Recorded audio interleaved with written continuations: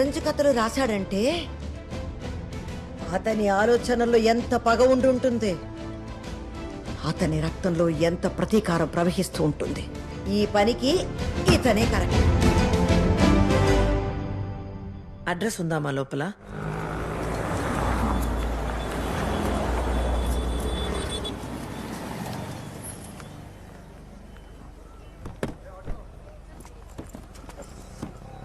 అమ్మయ్యా.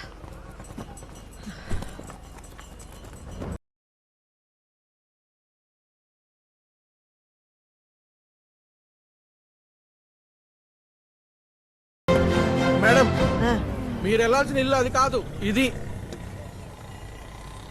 అంత గొప్ప రైటరు ఇంత చెత్త ఇంట్లో ఉంటున్నారా?